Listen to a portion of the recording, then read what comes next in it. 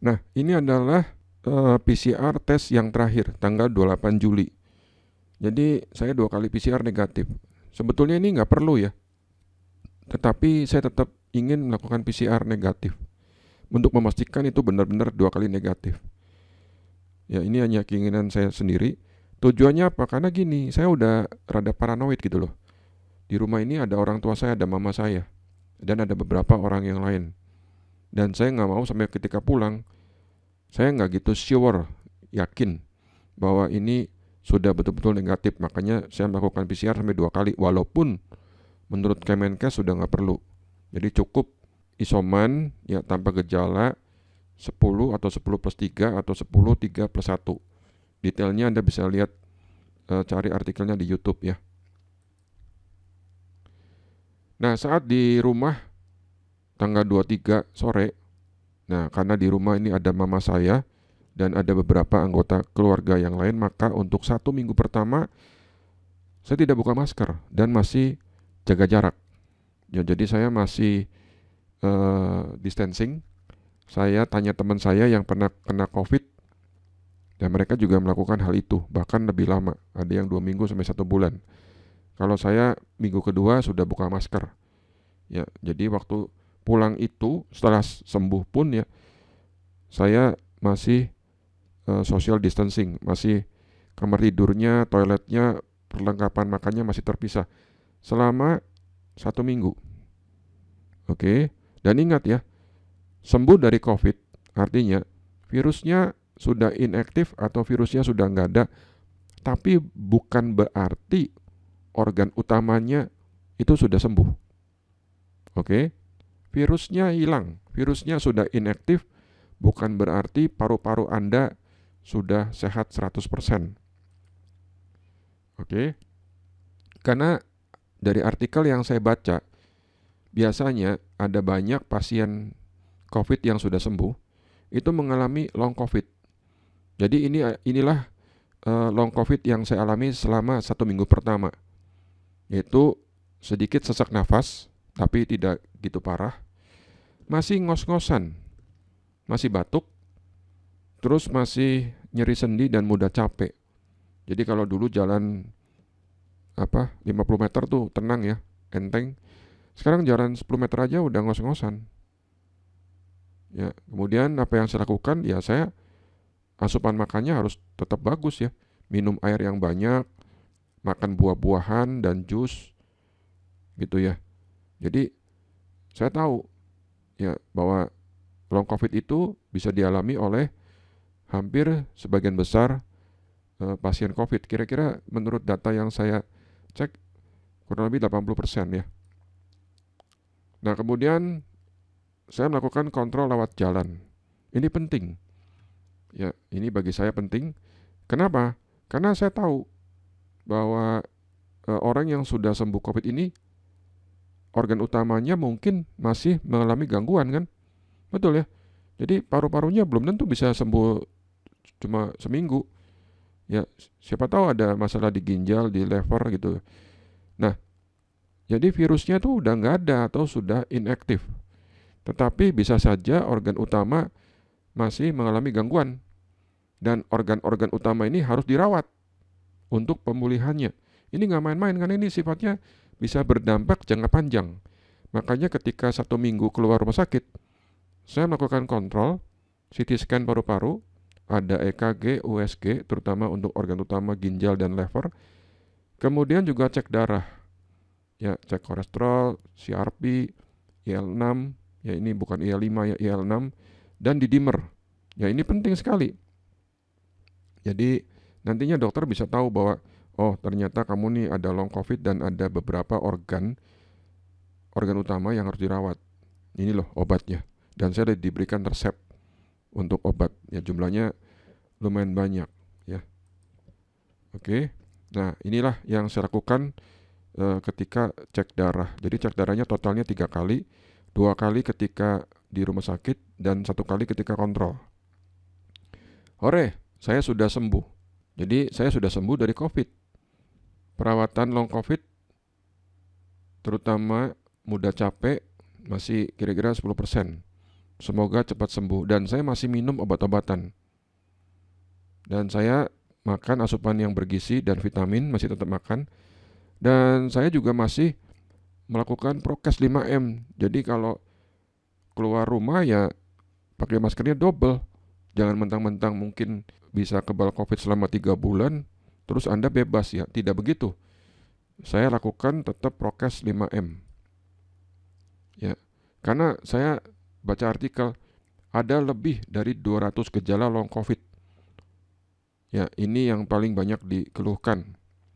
Tuh, ini adalah gejala long COVID, lemas, kelelahan, sulit konsentrasi, sakit kepala, hilang penciuman dan rasa, pusing saat berdiri, detak jantung lebih cepat, nyeri dada, batuk, nyeri sendi atau otot, depresi atau cemas, dan demam. Dan ada beberapa orang yang masih sesak nafas, bisa bertahan lama. Nah, kalau didiamkan, tidak dirawat, tidak dikontrol, kan takutnya bisa berbahaya, karena ini adalah organ utama. Ya, jadi saya benar-benar aware soal ini ya. Oke. Nah, ini ada yang mengalami long COVID itu ada yang gejala ringan, ada yang gejala lebih parah. Ini kita ngomong long COVID ya, bukan COVID lagi. COVID-nya virusnya udah nggak ada atau inaktif ya, karena PCR-nya sudah negatif.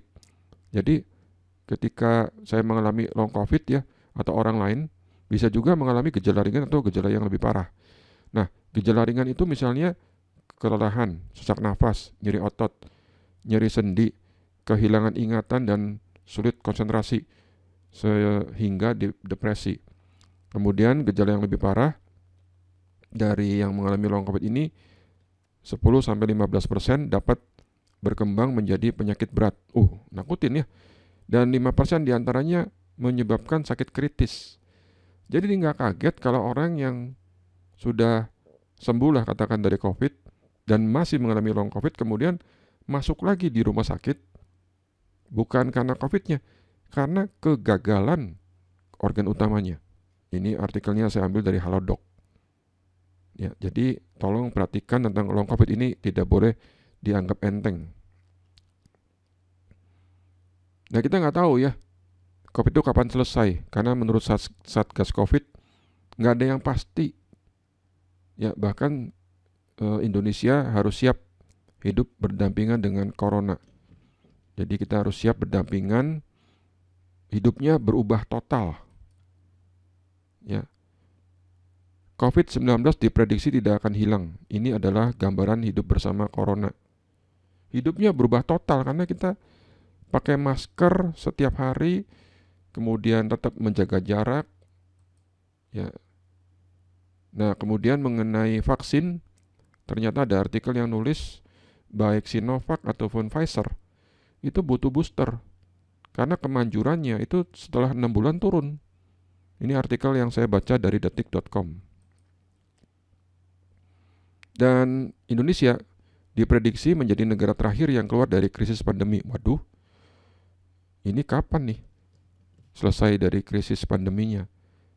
Ya, karena vaksin satu shot saja yang suntikan pertama itu belum selesai. Mungkin suntikan pertama baru selesai akhir tahun. Lalu suntikan kedua kapan selesai? Katakan suntikan kedua selesai 1 tahun lagi. Ya, sedangkan efikasinya katanya turun ketika 6 bulan. Harus ada beberapa wacana yang udah membicarakan suntikan ketiga. Ya toh, jadi saya rasa COVID pandemi ini masih lama selesainya. Mungkin bisa 1 tahun atau 2 tahun lagi. Ya, jadi masih lama. Dan ini adalah daily new cases dan kematian di dunia.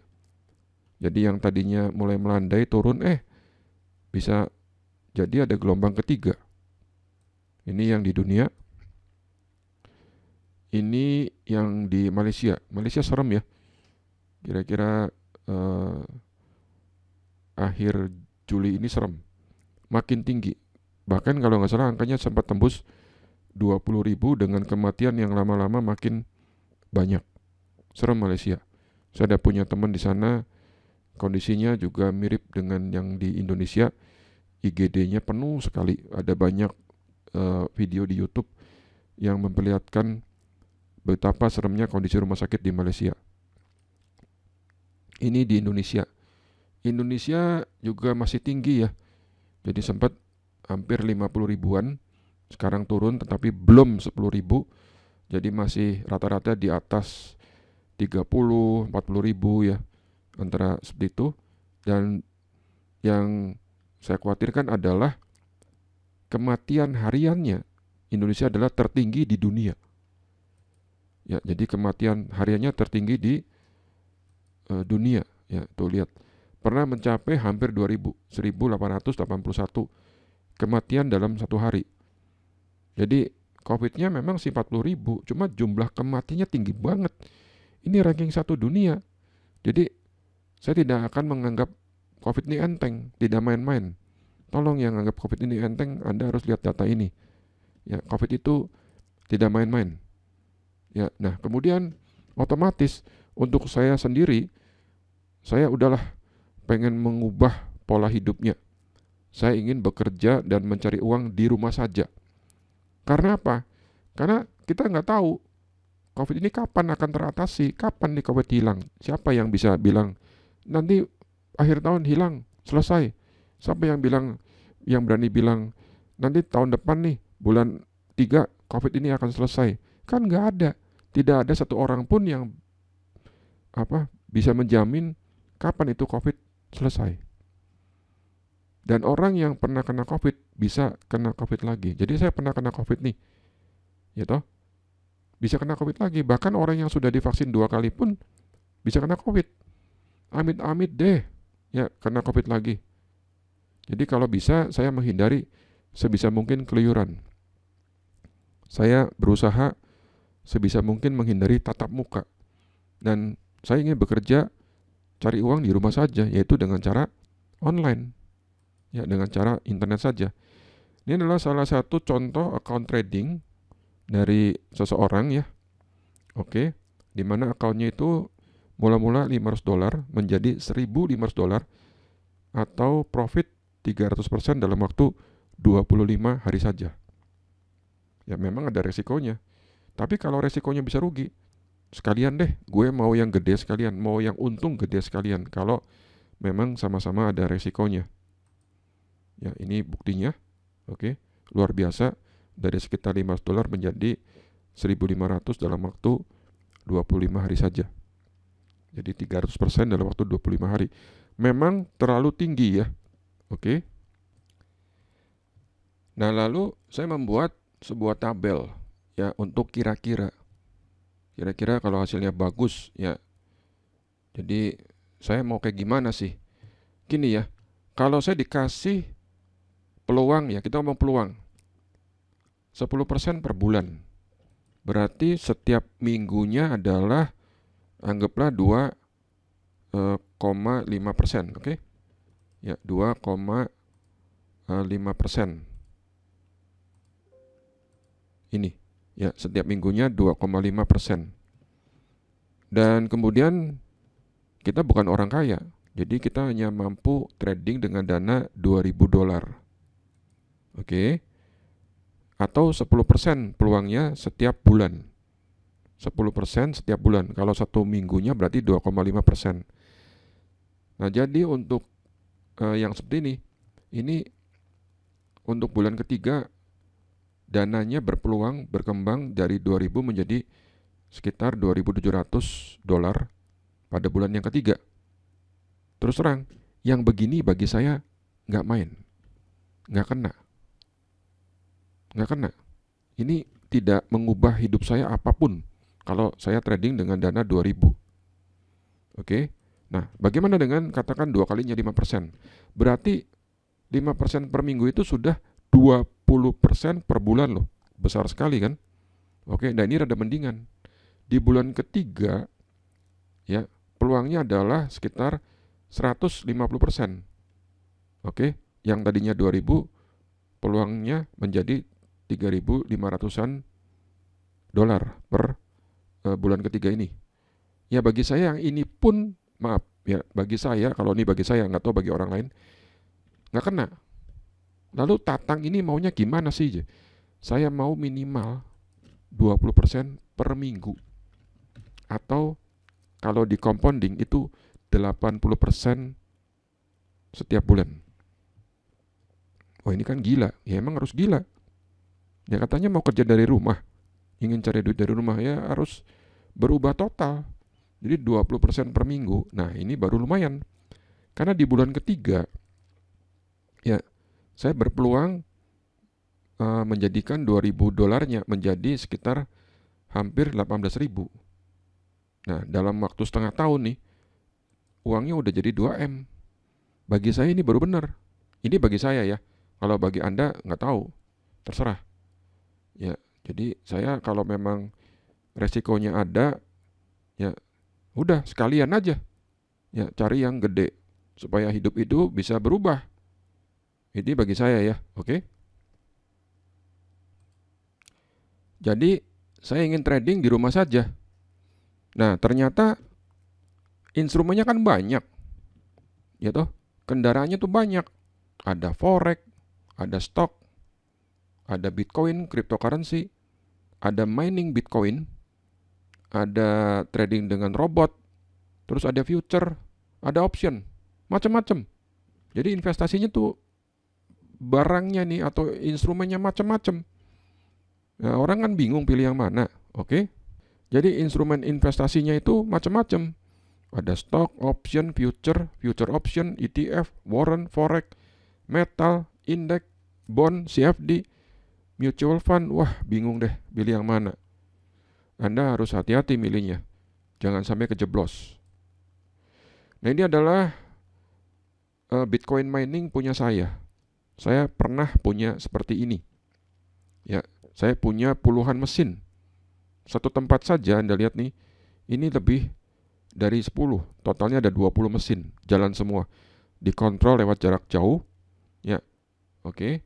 Nah, apakah crypto mining ini masih bagus saat ini? Ya, apakah masih bagus? Nanti dijelaskan. Ya, dalam video yang satunya akan dijelaskan hitung-hitungan ilmiahnya, apakah ini masih worth it atau tidak. Jadi Anda jangan buru-buru mining dulu, jangan buru-buru beli alatnya dulu, jangan keburu nafsu. Anda harus berpengetahuan dulu, baru masuk ke investasinya. Nah, brokernya juga banyak. Ya, broker ini kan Anda store-nya di broker. Oke, uangnya taruh di broker.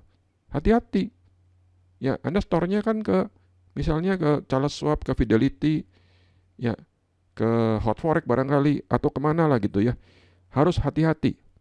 Ya, semua Anda store ke broker manapun harus hati-hati, pelajari lebih dulu ya sebelum Anda melakukan deposit. Banyak brokernya. Broker ini di dunia ini ada jumlahnya ribuan. Banyak yang bajingan, tapi juga banyak yang bagus. Hati-hati, karena sudah banyak kejadian broker yang bawa lari duit orang, websitenya hilang, Anda nggak bisa login, tidak bisa tarik dana dengan alasan macam-macam. Ya akhirnya buang-buang waktu. Capek deh kalau ketemu broker yang setan. Oke. Nah, semua broker ini ngakunya pasti top. Tidak ada broker yang ngakunya jelek.